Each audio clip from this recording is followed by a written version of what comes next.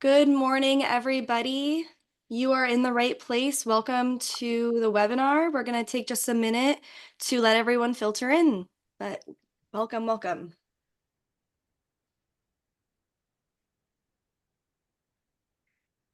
Hello, if you guys are just joining us, we're just giving about a minute for everyone to filter in, and then we'll get started. Thank you so much for being here today.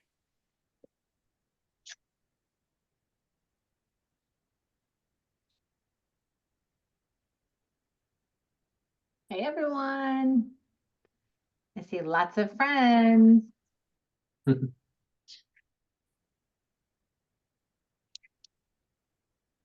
All right, let's go ahead and get started. Hello, everyone, and welcome to the LSL webinar. Analysis for your 457B and 401A plan is done. What do you do now? Best practices and next steps. We are so happy to have you here with us today. Now, before I introduce our presenters, a few housekeeping items. This webinar is being recorded, so be on the lookout later today for an email containing a link to the recording, as well as a copy of the slides. This webinar will run for 50 minutes with a 10-minute Q&A immediately following. If you have any questions, please put them in the Q&A box located in the Zoom toolbar. To find that, hover your mouse over the top or bottom of your screen and the toolbar will pop up. This webinar is eligible for 1 hour of CPE credit. We will launch 4 polls throughout the presentation. To receive credit, you must answer 3 of the 4 polling questions, and you also must complete the short evaluation you will receive afterwards via email. LSL is using a new CPE system, so please note that the evaluation email will be coming from LC Vista. It is a new system, so please allow up to 48 hours to receive that email. If you're having trouble seeing the polls, try minimizing the Zoom screen, as sometimes the poll question box pops up behind it. If you are using multiple screens, check each one as it may pop up on another screen. If that does not work, you will need to disable your pop-ups. Okay, now I'd like to introduce our presenters. I would like to start off with our guests from Empower and OPCO. Paul Whipple is a regional sales director at Empower. Paul has spent his career working with the public sector clients in a variety of roles, from participant education to relationship management and now to business development. Paul enjoys working with governmental entities to review their current 457B and 401A plans that may not have been looked at in many years. This is to maximize plan features, streamline administrative processes, ensure competitive costs, and improve the employee experience to help them prepare for retirement.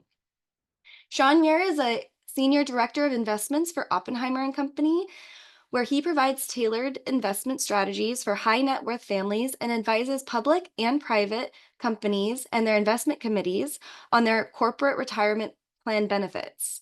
He works closely with plan participants to provide financial education and guidance on their individual and family wealth management needs. In addition, he implements customized cash management solutions for companies and facilitates introductions to our investment banking group for capital raising and financing needs when appropriate. Kelly Telford is a partner in LSL's Consulting and Advisory Department, bringing over 20 years of experience in working in and with government agencies. Her background as a previous director of finance for city and county agencies gives her unique insight and specialized expertise in accounting and auditing, financial forecasting, and budget development, along with investment and grant management. With a passion for local government and extensive technical knowledge in government accounting, she has built an advisory practice where she and her team assist local governments with their finance, accounting, and operational needs every day. Her strategic focus on transparency and trust makes her one of the top consultants and speakers in the governmental industry. Noah Daniels is a director in LSL's Consulting and Advisory Department, holding dual certifications as a CPA and CPFO, Certified Public Finance Officer. Specializing in local government finance and accounting, on top of his many years of audit experience, he brings nearly 9 years of experience from a government finance office, where he advanced to the role of finance director. His hands-on approach and deep understanding of the municipal finance challenges enable him to deliver impactful and actionable insights to clients, and effectively addresses complex technical issues with practical solutions to enhance financial operations. Okay, presenters, take it away. Awesome. Thank you. Thank you so much, Cami. So let's first start off with the polling question. What is your position at your organization? Are you a finance director? Maybe you're HR, maybe an analyst or an HR manager or director, a city manager, or something else? We have a lot of management analysts that participate, particularly in these kinds of webinars. Or maybe you're in the accounting department, finance department, just not the director.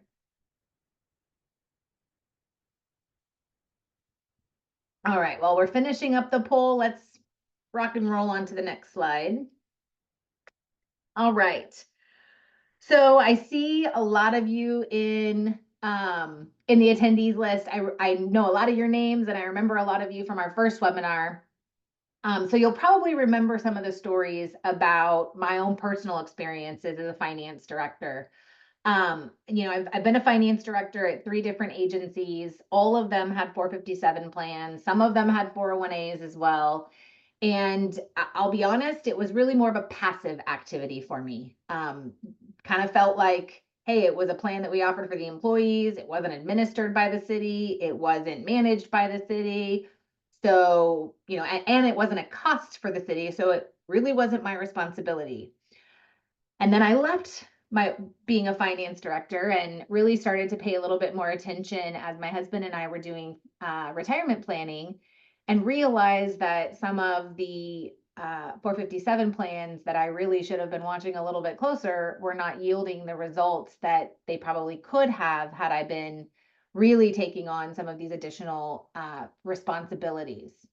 So I really felt like it was important. I had asked OPCO, Sean with OPCO, to kind of educate me. We did some deep dives into the education of the role of the finance director in administering the 457 plans. And I was shocked to learn that I really had not understood my responsibility as a finance director at all. And I think it's important to acknowledge that, because at the end of the day, we focus so much on the day-to-day accounting in front of us.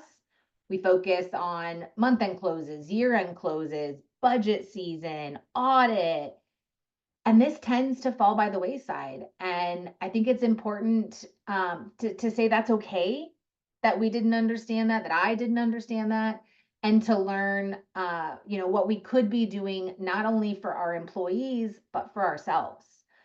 So in the last session, we really talked about the fiduciary responsibilities of finance/HR, depending on your organization.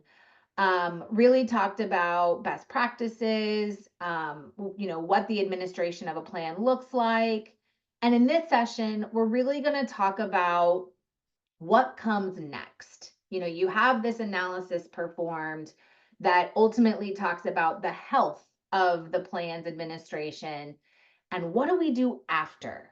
I've really asked Oppenheimer and Empower to come in and talk about best practices, how third-party organizations can actually come in and help, because while we try to be involved in everything and know everything, it's just not possible to be everything to everyone. And this is one area that really is best to bring in professionals for that assistance.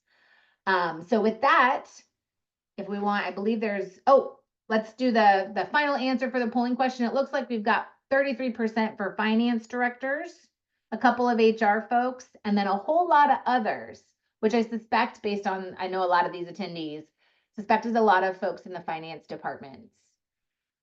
All right, next slide, please. Polling question number 2. When was the last time you had an analysis performed on your 457 or 401a plan? Recently, maybe this year, maybe a few years ago, between 2 and 5 years, 5 plus, or 10 plus?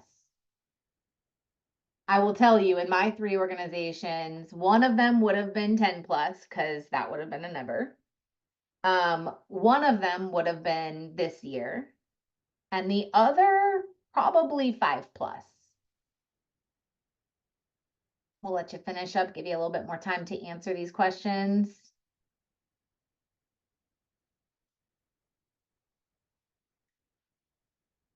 if I'll be monitoring, most of the presentation will be done by Oppenheimer and Paul, by Sean and Paul. But if you have questions as we go through, feel free to pop them in that chat box, and Noah and I would be happy to answer those questions as we go along the way. Cam, you want to close that polling question and let's see the results? Wow, that's actually a pretty decent split. I'm actually not too surprised about the between 2 and 5. So we're at about 18% this year.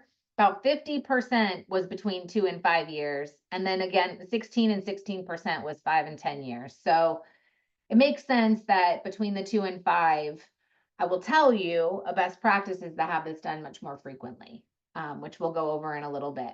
And with that, I will hand it off to Sean to dive into some of those meat and potatoes of what to do with that analysis. Sean, take it away. Thank you so much, Kelly and Noah, Cami. Thank you for putting this together with the LSL team. We're grateful to be in a long-term alignment and partnership with our firms.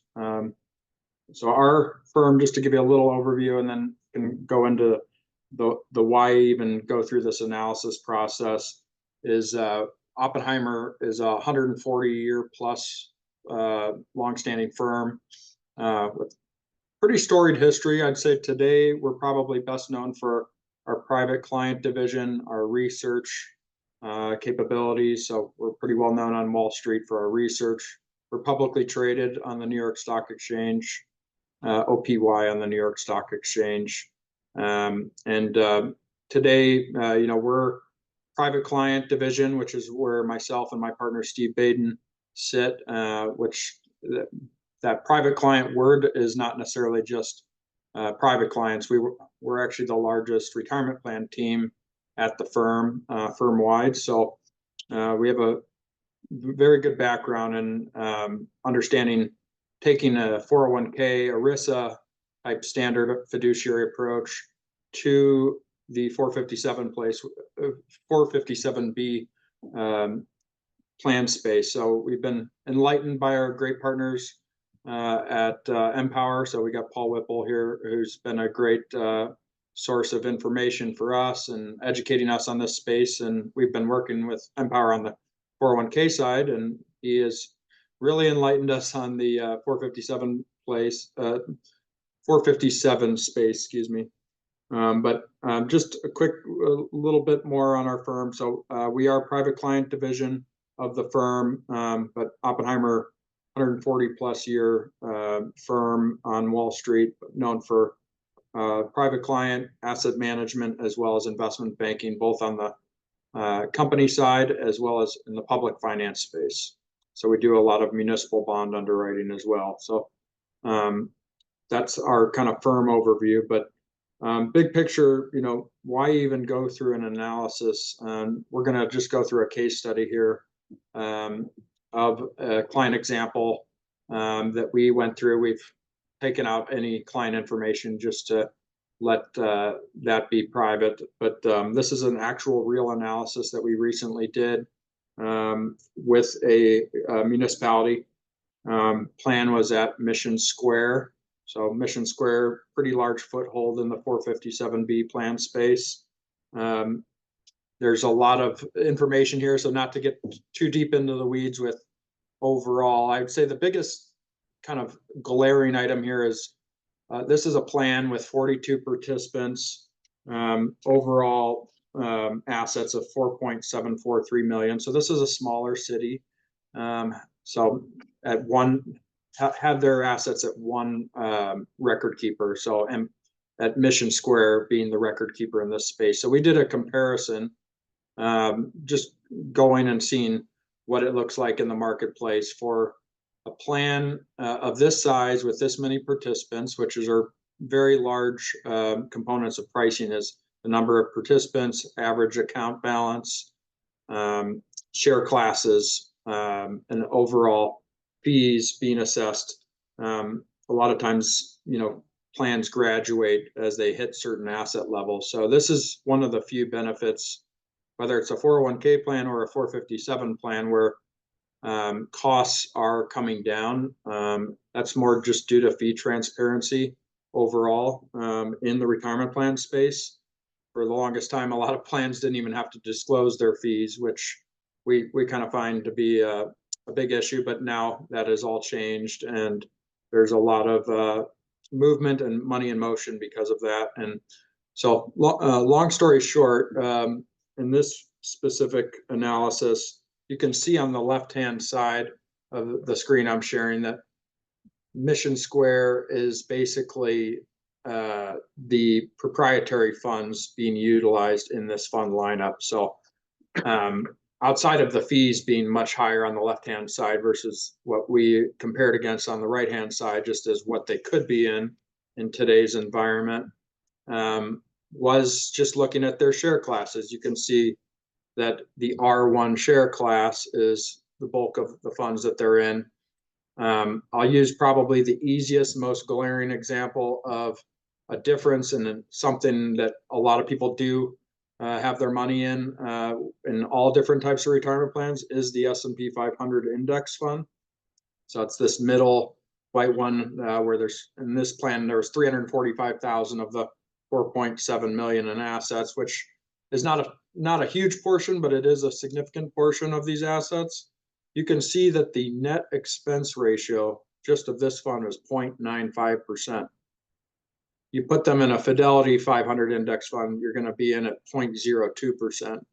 So that's a very significant amount. If you think about that year after year after year, with the effects of compounding, just how that may not seem like a lot, but it's a substantial difference. I mean, so year after year, that can make a huge difference in terms of one's retirement outcomes as far as what their retirement looks like on the participant side. So I assume, since most of you are working in the municipality space, that you all participate in these plans. So it's always a really good thing to go and make sure that you're looking at these types of fees, because at the end of the day,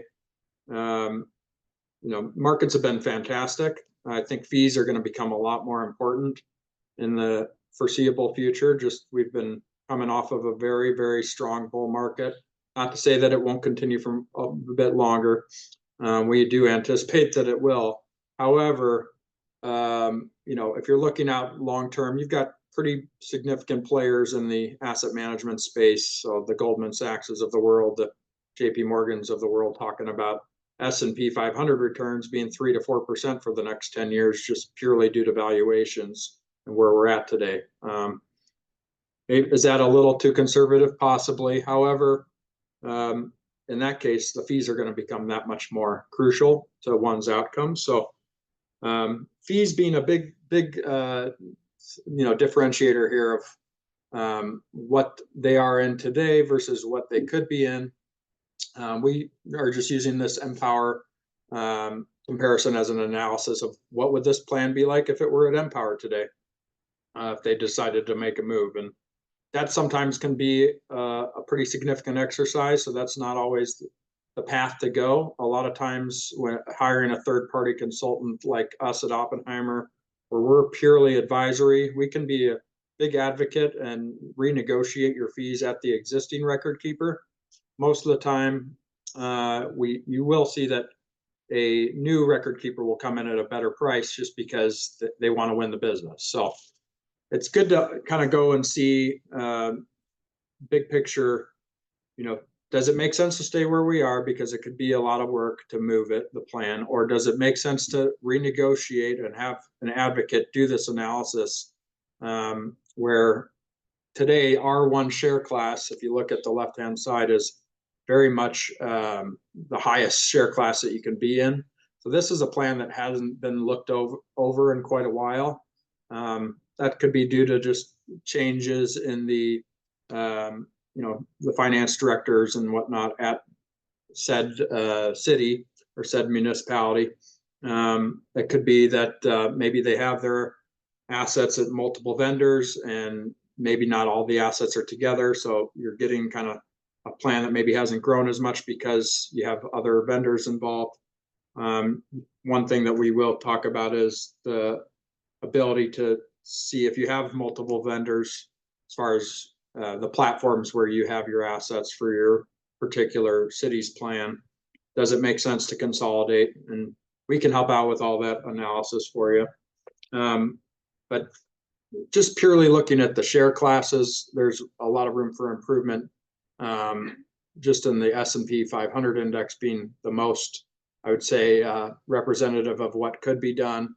If you're looking on the right-hand side here, you'll see everything from Z shares to R6 share classes. These are much lower cost share classes in general. So covering specific different asset categories. You could look at something as simple as a Mission Square wrapped MFS fund, which is an R1 share class. That's a large cap value fund, which a lot of people will have assets in something like that. This plan, they didn't have as much, but just in general, you go from what I would call a very strong player in the large cap value space, someone like a Putnam that's been around for many years, great return profile. They're coming in at half the cost from an investment expense ratio. So expense ratio being the cost of the funds. Mission Square specifically utilizes these share classes where they basically bake in the record keeping fees into these expense ratios. So you can kind of see what that looks like. And we'll go through just a little bit more on the next pages just to show that it is more and more of the same as you kind of go through this particular plan, having just Mission Square wrapped funds, their entire target retirement date funds towards the bottom here are all R1 share classes. So if you look at the bottom one, we'll use as an example, you have Mission Square retirement target 2040 fund class R1 share class coming in at 1.34% overall expense ratio. That includes the record keeping fees, but you could just, we'll back out of that so you can understand what is kind of being put into these fees from a record keeping standpoint. For their plan specifically, it is about 22 basis points is record keeping fees on Mission Square after doing our analysis. They don't have the most transparency, unfortunately. No knock against them, but that is something that we have found after looking at a number of Mission Square specific plans, that it's very hard sometimes to identify the fees unless you do this type of analysis where you have experts looking after what are we in, what are we paying? I don't even know what we're paying. A lot of times is the answer that we get from folks, whether it's a 401k plan or a 457 plan. So we can help just identify those major differences in where you're at today versus what it could be, whether you stay at the same record keeper and renegotiate or move on to a new record keeper, and could kind of compare the landscape. So that's part of the overall services third-party consultants, third-party advisor like us can provide. Here's kind of the big picture in terms of looking at what on an annual basis is the big difference here in terms of comparing where they are at today expense wise versus where they could be. In our big picture analysis, you're looking at over a 5-year return period. This is a weighted 5-year return, meaning this particular plan, if you put them in like funds in a lower cost share class, better funds, what could they be saving just on an annual basis? It's about 0.70% per year. So you're looking at 9.34 versus 8.64. So that's 0.7% per year, year after year after year. That's just over the last 5 years, just to give you a more near-term example of the investment performance, which at the end of the day, fees are one component of an overall investment performance, but going forward, we do anticipate they're going to be a much larger portion of what people are looking at. The other aspect here is just looking at the pure number of investment choices. So you can see there are a lot of choices if just going back here through some of these different funds, and you'll see on the right-hand side, some of these we think could be consolidated. So a lot of times people do get a little bit lost when there are too many options. So that's one thing, is offering a representation where we can help you build the proper fund lineup that gives you access to all the major asset class categories, but not offering way too many choices where people get lost in the shuffle. And you can see they have a lot of different funds here on the left-hand side. And in a lot of cases, we would say the S&P 500 index is going to be pretty representative of a handful of these, large cap growth managers, where you've got multiple different large cap growth managers on the left-hand side. On the right-hand side here, you have different, you have some of the same. JP Morgan large cap growth is the manager, where you can condense the fund menu to a level where you're going to offer the great amount of choice, but also not confuse people by having too many choices. So having 3 full pages like this of different funds on the left-hand side, where you can see on the right-hand side, there's a lot of the same funds, also offering a much better performing, lower cost target retirement date funds. That's going to be a huge aspect too, is that's typically where we see the most assets in a retirement plan, is in the target retirement date funds. So having a good overall suite of choices for that particular fund, suite of funds, when you have these different increments, of retirement dates.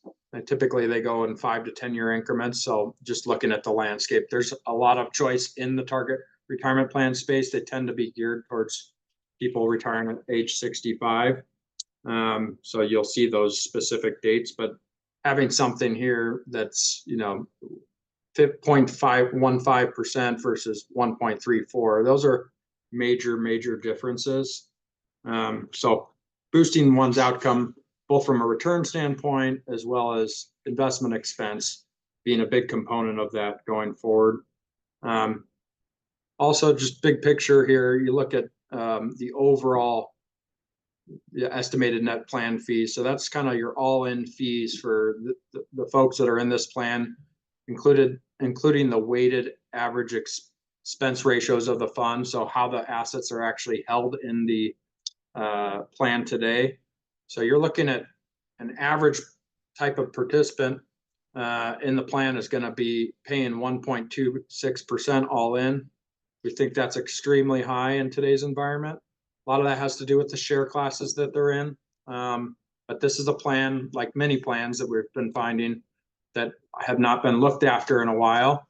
All those folks that are fiduciaries specifically, most folks probably on this webinar, this is something to be cognizant of, and we can help you with that exercise of just going through and getting down to the details of cost savings.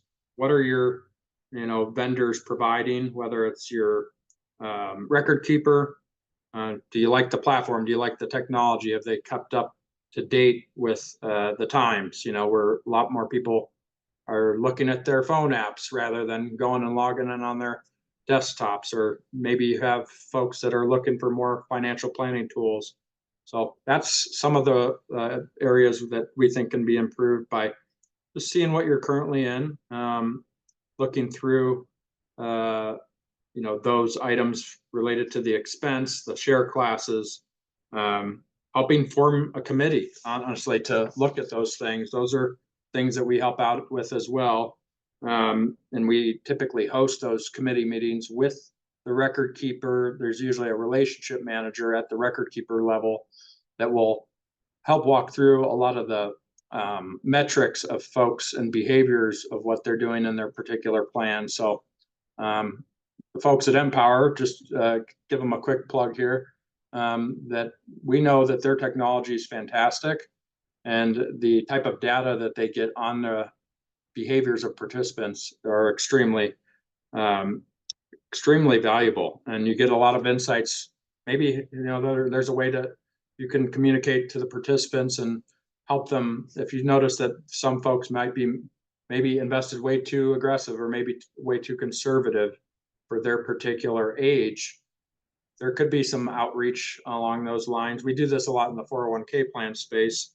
We think that the 457 place, 457 space is there's a lot less plans that have advisors on them, so they're not getting the one-on-one participant education. So that's something that you want to make sure, if you do have an advisor, are they getting the proper education? So really understanding, doing a full analysis of not just fees but services. What are you getting for what you're paying? And so those are the types of things that one can get from going through this exercise. One other aspect, it's not a one-time only, here's our fund lineup. What are we, are we just going to be in the same funds forever? You get a ongoing fund monitoring from a group like us or an advisor that's doing their job properly. They're going to help you make sure that your funds are performing in line or better than their benchmarks. So, whether it's typically the large indices of what you're comparing against for S&P 500 or Russell 3000, international type of benchmarks that you can look at. So ongoing for both fees and services, having a good mix of both active and passive funds. So there's specific asset classes that where there's inefficiencies in the markets where you should probably consider having some active managers in there, meaning there's a portfolio manager picking and choosing the securities in the portfolio, whether they're stocks or bonds or real estate, investment trust, those types of things. There's all different asset classes, precious metals even. Does your plan offer the type of choice that you would want as far as representing all the major asset class categories? So that's something we sometimes see. Maybe there's a ton of investment choices, but maybe there's not maybe there's not actual good representation across the actual asset classes themselves. So I know that's a lot of information. I did see a question come in. Is there any metric that exists whereby one can compare the returns versus or as a whole for your plan versus industry? There are, in terms of basically plan design type of things. So, whether or not your plan offers a match.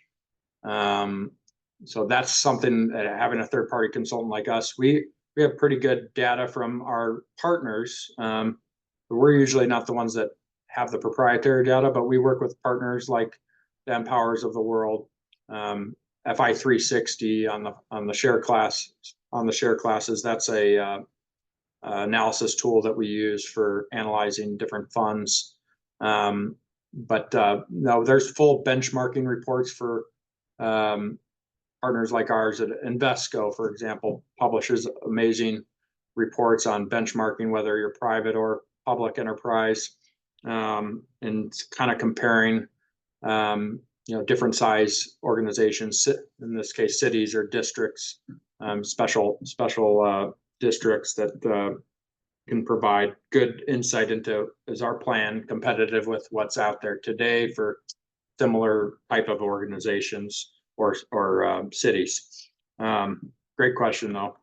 Sean, if I can, go ahead, please. Sean, if I can add in as well, that's one of the benefits of going through these benchmarking exercises and working through a third party like an Oppenheimer, is they're able to take your plan and help you with the RFP process, to be able to go out to market with it, to be able to see really what the market is going to price your plan in at. And that's really one of the benefits to be able to work with somebody like that, because they can lead that charge for you. In the public sector space versus the private sector space, there's not as much disclosure, surprisingly enough. Typically in the public sector, there's a lot of disclosure out there.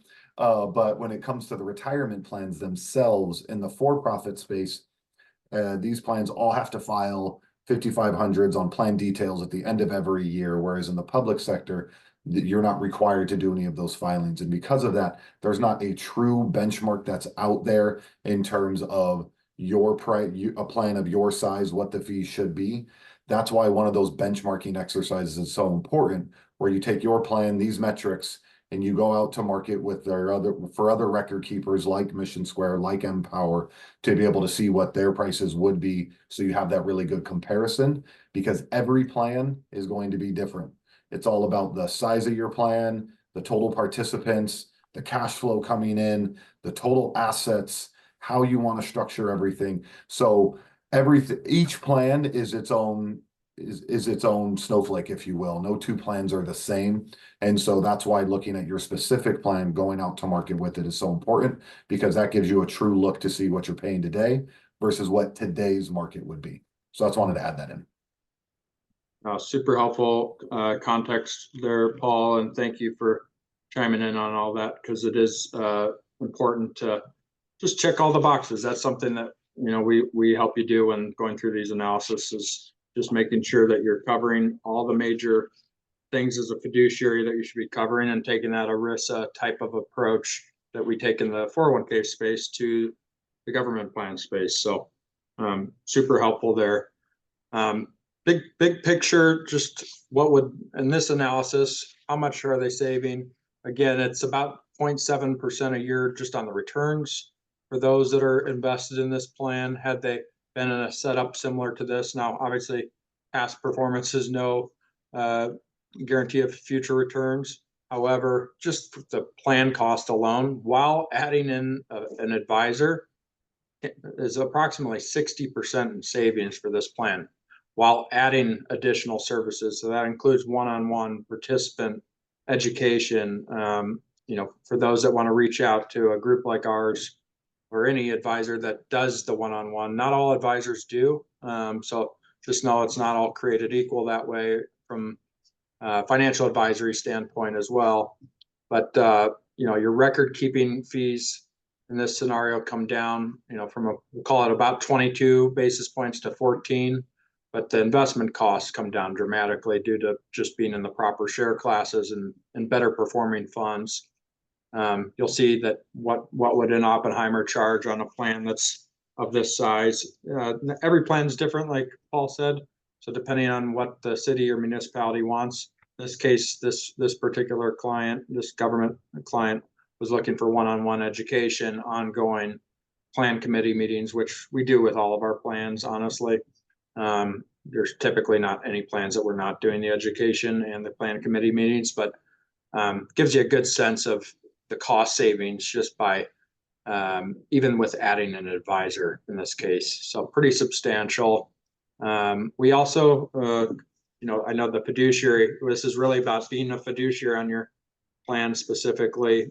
If you're involved with the plan at all from the government side, is we come on as what's called a 321 co-fiduciary. So that's an advisory fiduciary, both where we advise the plan committee and all of the participants. So that means we're doing the ongoing fund monitoring, ongoing suggestions of any fund replacements, ongoing plan design consulting, that education piece probably being the biggest component of it, along with hosting those annual plan reviews, which typically they're semi-annual. Some cases it's even 4 times a year, so quarterly, depending on the organization. But happy to see if any of the panelists have any questions. Yeah, Sean, I was kind of curious. You know, are there situations when being in that like R1 class makes sense? I know you can't just look at one of the heads of the dragons being investment returns or fees, and you kind of have to look at that whole picture. So I'm just kind of curious to get your take on that. Yeah. So these share classes, a lot of times the record keeper won't mention, if you're not asking the question, they won't mention to change share class, especially, a Mission Square where it's a lot of proprietary funds. If they're, if you're in the R1 share class, so R1, R2, R3 goes all the way to R6, and Paula has told us that even further, most of the time we're seeing R6, but as one of the lower costs. But there are multiple different share classes, and so something like this, where they could be in a much more, we'll call it institutional like share class, that is really purely just due to going in and having somebody look and say, all right, when's the last time this plan's been looked at from an investment diversification standpoint, as well as share class standpoint? Has this plan now graduated to that next level where they could be in a lower cost share class? And many times the answer is yes. So if you get let's say your existing vendor, your existing record keeper, to give you their basically lowest cost share classes, that will give you probably a good, better apples to apples comparison, to be able to identify, does it make sense to still stay at this particular place, or does it make sense if we have multiple vendors where maybe our plans at multiple different record keepers, segmented maybe by different employees, does it make sense to consolidate those plans? And in a lot of cases the answer is yes, or move it, even an existing plan. In this case, I would say it's going to be pretty hard for them to compete, even if they do graduate to the next share classes, to be able, versus a new vendor coming in who wants the business, who knows that there's growth opportunity there. They're going to price it in a way where they're going to have a better chance at winning the business.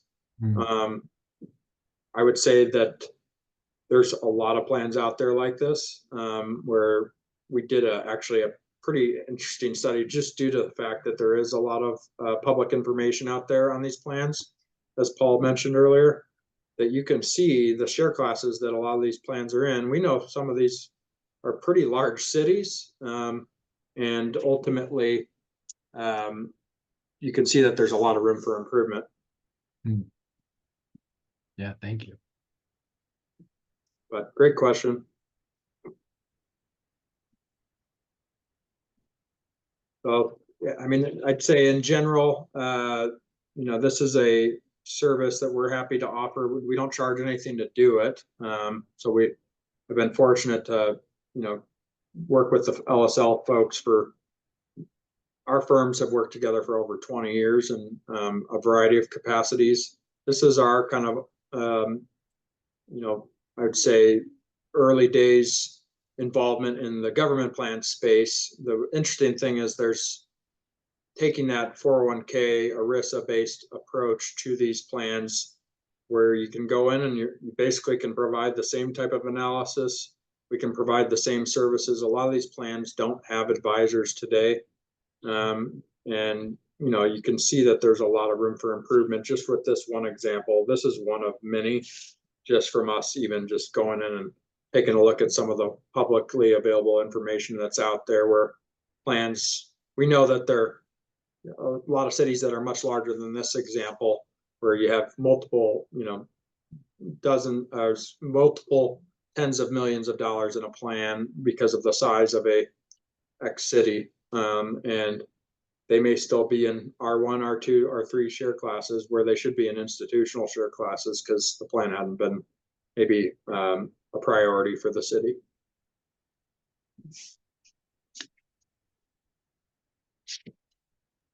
Awesome. Kelly? Thank you so much. Let's launch the third polling question. Who do you currently use as your deferred comp for your deferred comp plan? Is it Mission Squared, Nationwide, Voya? There's a whole list here. Trying to get some insight into where the masses are. I sort of suspect A and B are probably going to be the biggest. For those What do of you you, I think? just looked at this polling question too. The one thing maybe you can use other here is if you have multiple providers. Oh, there you go. So maybe if you have multiple providers out there, maybe check the other. That's a very good point. Yep, that's a good call out. When we were at City Rancher, we had 2 providers. I had 2 providers. Yeah, I had two in Costa Mesa too. Yep. But I hadn't really thought, mostly because, my intro conversation about not really thinking about these plans that much at all. I hadn't really thought about the power of consolidating into a single option and the fact that the fees go down the more assets under management. So that is something to consider. While it's good to have competition and it's good to provide options, sometimes you lose efficiencies and reduction of fees. All right. Yeah. Oh, Empower too. Nice. That's cool. Mission Square nationwide, no surprise. Especially Mission Square. They've been heavy in the market for quite some time. And I think Mission Square had 2 of the organizations that I was at, and then the third was Nationwide and Cal 457. And I will tell you, I think it was just more of I don't even want to call it a comfort. It wasn't comfort that the organization stayed with Mission Square. I think it was more the fear of the unknown and the lack of understanding what it meant to move to somebody else. Like Mission Square for the longest time had such a large market share in California that it was the overwhelming majority. But it does look like a lot of folks are starting to consider other options, which is amazing. All right, so we are going to kick it off to Noah, and we're going to talk about a real life example and what Noah went through with the city of Rancho when he was there. Noah, you want to take it away? Absolutely. And I want to start off with actually just thanking Oppenheimer for going through that. A lot of what we saw was what I actually was looking at, and I'll tell you, some of that stuff just looks like a numbers on a spreadsheet to me. And having a third party, it wasn't Oppenheimer, but it's somebody else out there that helped us perform that analysis was so valuable and really helped us reduce costs and deliver greater value to our participants. So a couple notes on some of the analysis that from my perspective. First, from that cost structures, we were just talking about it. We had 2 plans, and actually it wasn't, it was one plan had a 401A and the other plan had a 457. So bringing in this consultant, they helped us do an evaluation of the fees and expenses. And we even had the ability to look at what would it be like if we combined everything into one plan, if we broke up the plans, if we kept the same structure but just renegotiated the rates. Ultimately, we ended up going with 2 different plans. We had our fire district go with one, and we had the city employees go with a different one. And in both situations, there was a significant reduction in the fees. A lot of what Sean had already talked about, I won't rehash, but moving from those proprietary investment choices into more institutional investment choices. I think we close to halved our record keep our total costs, which most of it was the record keeping costs. It was really quite astonishing how much we found out we were kind of paying for some of these investment choices. And then on investment choices, the other value was we were able to see all the different investment choices that we had and get a full view. And then with that new proposed list, really understand how diverse the investment options could be. And we also got some really good insights. And this always stuck with me is we were able to see, and you saw it with Sean's, where the money was being put. And it was kind of interesting to see how many people probably have never logged into their retirement accounts and all their money was sitting in this money market, stable value. And another thing was we had some investments that were tied up with annuities and some insurance. So they actually came through and helped us transition out of those choices because there's some time restrictions there. And the last thing, just to highlight something that Sean talked about, is it's not just the fees and the investments, but it was also the other considerations, like what tools and services did the 2 provide? Like, were we going to get access to investment advisors? Were there going to be kind of those select the choices, figure out what your risk tolerance is, and then what investment choices it recommends, for that more behind the scenes investor. But still, those were big considerations that we had. So it wasn't just what are my investments and fees, but do I like the application? Am I going to be able to make those informed investment decisions on my own? Am I going to have access to experts? A lot of those things came into play. As I'll flip to the next, thank you. So some post analysis that we did. Go back one, please. We got the polling question spoiler. But some of the post analysis that we did is we actually formed a deferred compensation committee. This was to help us a lot with what Paul talked about with that long-term oversight and accountability, our fiduciary duty. It consisted of finance and HR, but we also brought in representatives from our different bargaining groups to be at the table with us. And I'll talk a little bit more about that in a minute, but that was a huge win in my eyes. So just to all my finance people out there, I was there to provide some financial considerations, but like in many of these cases, I'm not the expert. And so having that consultant on board and them coming to quarterly meetings with us was super valuable because we were able to leverage a lot of their knowledge and kind of unpack some of these nuanced considerations when we looked at these investment choices. And so, like I said, we met on a quarterly basis.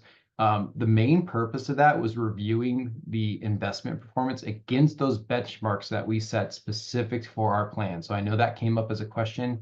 That was definitely something helpful because otherwise we're just looking at how much did it grow over a year? How much did it grow on a 3-year basis? What are the fees? Like it's kind of meaningless in some sense unless you have a benchmark to analyze them against.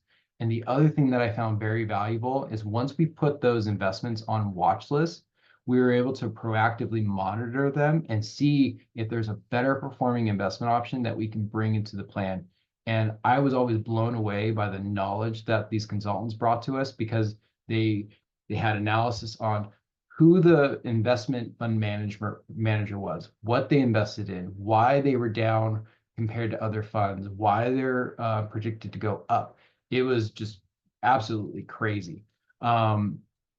The amount of knowledge that we got. And some of the other important things that we got from this is employee participation rates. And this is where having those bargaining members at the table really helped us.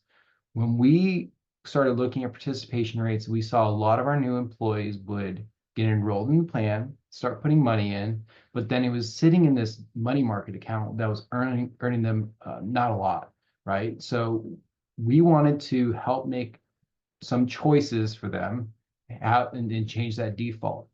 I don't think I would have been comfortable kind of, voting for everybody and saying, we're not going to put you in this, we're going to put you in that.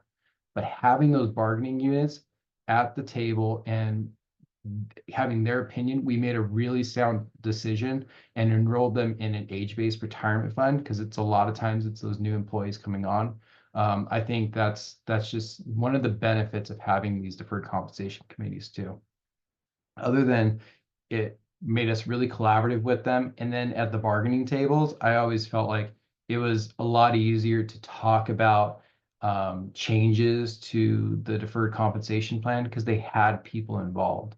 And one thing, and maybe Sean, you can chime in really quickly, is the consultant also helped us put together financial policies and some, kind of guidelines for the deferred compensation committee and things we would follow. And I don't know, Sean, do you have any kind of insights on that? Anything to take away? Yeah. Oh, thanks, Noah. Yeah, we helped the committee and the plan itself form typically an investment policy statement where you do have basically a framework for how those assets should making sure that you're covering all the major asset categories as far as asset classes go, but also putting in parameters for performance metrics and what quantifies as making a fund potentially up for looking at a change of, let's say, said fund for particularly another fund. So you get through not just the fund monitoring that we do, but also, helping to have that framework where we're making sure that we're covering that in those committee meetings that we host.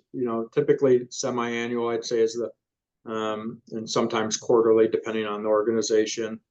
And I would say, in general, making sure, like you said, having a default investment option. So they call it a QDIA, Qualified Default Investment Alternative, which today, in a lot of plans, it is the target retirement date funds. There are also other managed account qualified default investment alternatives. QDIA is the acronym that there's a lot of acronyms in this arena, but yeah, we help you form that investment policy statement. We can show you what like organizations utilize in terms of that. Sometimes it's maybe we don't include this type of asset class. That's part of our investment policy statement, or maybe we are adding something separate. Maybe if there's a special interest amongst your particular city. But just working with great record keeping partners as well allow us to get deep dive kind of analysis on what's happening within the plan. Like you said, some folks maybe being in a stable value fund where if they're young and they had their money in something while interest rates were, let's call it, near zero, a lot of those stable value funds, people missed out on very strong returns in other asset categories. So just not going to allow these committee meetings that we do together with the 457 plan committee can help identify maybe sources where you can go in and do some participant communications and outreach utilizing the record keeping partners existing platform where they can send the emails out to the participants, so they're getting proper ongoing, not just virtual education or in-person education where we do on-site type of education, but also ongoing just retirement wellness, which in today's environment I think is really important. Thank you for that. And I think we already kind of stole the show, but we got one more polling question. So do you have a committee formed? I was kind of curious, like, and especially with seeing a lot of those plans being kind of re-reviewed in the last few years, maybe other people have formed a deferred compensation committee. And if you haven't, I would strongly recommend for it. And if you wanted to ask me more questions about how it kind of worked, I'd be happy to talk about it. Want to hop on to the next slide while we wait for the polling question to close? Yeah, I'll jump in on this too, and it's kind of already been discussed, and I know we're kind of in the final couple minutes here, but just best practices like we talked about, it's that adhering to the investment policy statement that Sean talked about. So if a participant comes to you and says, well, why are these investments available to us? You're able to answer that question. It's because of our investment policy statement that governs how what the lineup is. It's the ultimate governance of the plan, meeting regularly, like Sean talked about, maybe twice a year, quarterly, depending on the size of the plan, what works best for you, just to make sure that all the plan documents are being followed, all the decisions that have been made, you're really following that prudent process on why we're offering a Roth, why we are offering loans to our employees. So that way you have that governance. And then lastly, the part of those meetings is just the training, just to make sure that as plan fiduciaries, you understand your roles in the plan as it goes on, as legislation comes down, the Secure Act 2.0, there's legislation. So you understand what's happening as it relates to these 457, 401A plans, making sure that you're just checking that box from a training standpoint. But that's really, like I said, it's kind of everything we talked about today.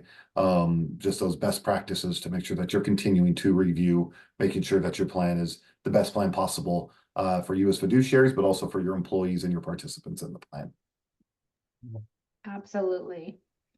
And you can see the answers to the polling question, about 50%, 50-50 yes versus no to having a committee formed. And I'll tell you, if we think back to the polling questions, we had the polling question on how long has it been since your plan had been reviewed.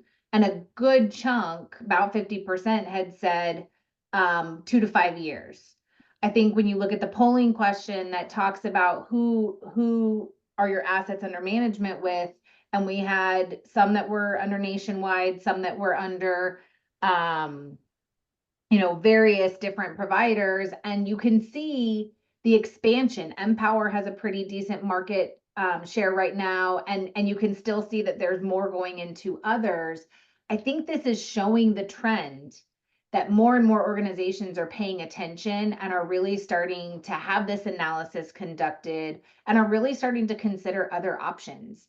And I think, just because you have the analysis performed doesn't mean you have to change who you're currently using, but really taking that approach, that proactive approach, to make sure your investments are best in class, your fees are as low as they can be, and that you're really being that steward for both the employees, but also for yourself. You're an employee of the organization as well, and that you're doing what's in the best interest for everybody's future. I think the trend is in a positive direction, and I think more and more folks are going to continue going down that path. And if you guys have questions at all, reach out. It's something Noah and I have dealt with at our former organizations, and clearly we have relationships with Paul and Sean, and can connect you with folks that can help if you are just embarking on this journey, or maybe you've had folks that you've been working with and you just kind of want to test the waters and see if there are other options out there. By all means,